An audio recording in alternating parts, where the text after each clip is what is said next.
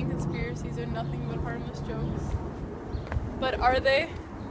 We get hints of extraterrestrial life every day, but the government likes to cover it up. Why, you ask? I couldn't give you an exact answer, but reasons go beyond explanation. We'll go over stories that'll make you question everything that's going on around us, and maybe even your moral individuality. How does this relate to civics? Because it affects us. It affects how and where we live every day.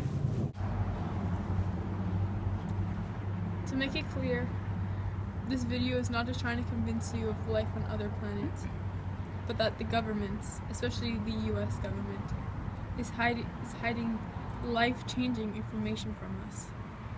It is our right to know the truth about everything, from food labeling to what's in our skies. To familiarize ourselves with the topic, I'll go over some mainstream projections of alien/government relations. The story of a lost alien who becomes a young boy's best friend. In this film, we will follow the two trying to escape the government so they can avoid harm from them. The movie E.T. is said to be a representation of an actual extraterrestrial visitation by E.B., a chlorophyll-based alien recovered from the infamous Roswell crash in 1949.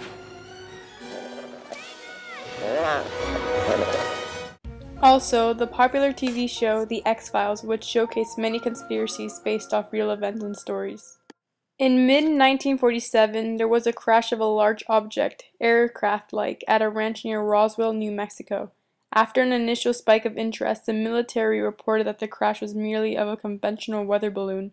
Interest subsequently waned until the 1970s, when UFOologists began making a variety of increasingly elaborate conspiracy theories, widely known, claiming that one or more alien spacecraft had crash-landed, and that the extraterrestrial occupants had been recovered by the military, who then engaged in a cover-up.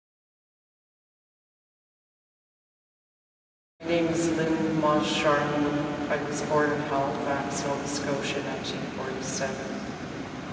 I was subjected to mind control experimentation during the Cold War era in the 1950s. This isn't the first time the government's been known to do something suspicious. Project MKUltra, sometimes referred to as the CIA's mind control program, was the code name given to an illegal program of experiments on human subjects that were intended to identify and develop drugs and procedures to be used in interrogations and torture, in order to weaken the individual to force confessions through mind control. MKUltra used numerous methodologies to manipulate people's mental states and alter brain functions, including the administration of drugs, hypnosis, sensory deprivation, isolation, verbal and sexual abuse, as well as various forms of torture. Area 51 is also known for experimentation. Dennis. He called right after and he said, "Do you have any idea what we're going to do to you now?" And I said, "Well, no." And he hung up. In 1989, Bob Lazar, very credible individual with a solid background in physics and electrical engineering, contacted the Las Vegas television station KLAS and claimed that he had been working as a physicist on the government's most highly classified project, Galileo, which took place on Hidden Base S4 nearby the infamous Area 51. During his time here, he claims he had seen documents and autopsies of alien corpses. The main purpose of his work was to reverse engineering on alien flying saucers. For fuel, the saucers use an element with an atomic number 15, impossible to get on Earth. The element is also the source of gravity A wave, which is amplified for space/time distortion and travel, also allowing the saucers to not travel in linear motions. These disks operate by warping time itself and space itself, which breaks our physics concept that speed is defined as a distance divided by time. If Lazar's allegations are true, it would prove the United States government are conducting expensive operations without the world's knowledge. This isn't the first time we hear of saucer-like aircrafts. During World War II, there are many accounts of German engineers with designs of saucer-like aircrafts. Pilots witnessed cigar-shaped planes tailing their own, and had no clue whose side they were from. These planes were called Foo Fighters. These pilots were told they were for military experimentation, to not speak of their sighting. There are many accounts of people witnessing these aircrafts do abnormal things that other planes did not have the capability of. So here I am, back of a stone wall that adjoins Mr. Wilmer's garden. From here, I get a sweep of the whole scene. I'll give you every detail as long as I can talk and as long as I can see. On October 30th, 1938, at 8 p.m., a young Orson Welles presented himself reading War of Worlds on CBS radio. War of Worlds is a science fiction novel by H.G. Wells about alien invasion.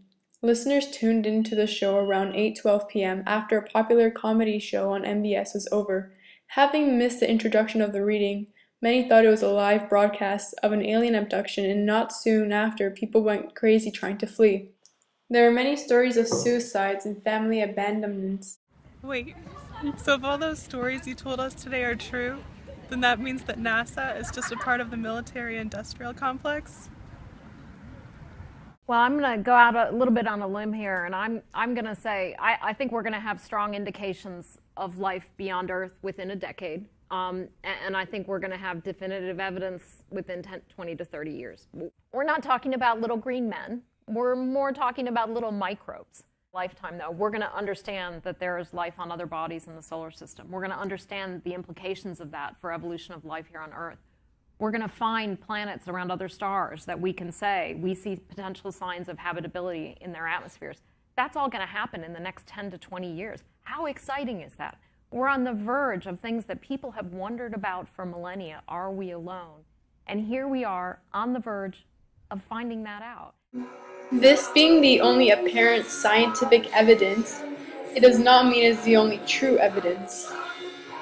Alex, tell us about the 9 criteria government documents have to go through to be classified. Well, after executive order by President Obama, all documents after 25 years are automatically get classified as long as they don't meet any of the 9 criteria. Firstly, if they reveal the identity of a human or non-human intelligence source, they are considered too crucial to be declassified and will not be declassified.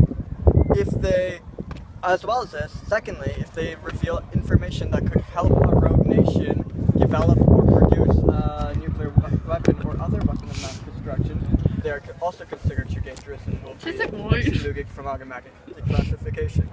Thirdly, if they would impair U.S. cryptology, so anything pertaining to codes or other forms of encryption used by the current U.S.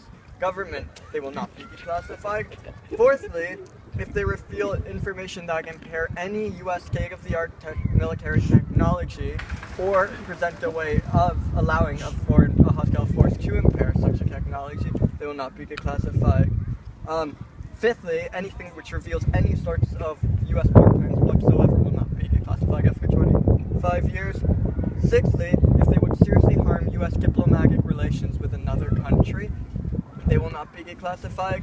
Seventhly, if they could hurt the Secret Service's ability to protect the President of the United States, the Vice President of the United States, or other persons of potential interest, they will not be declassified.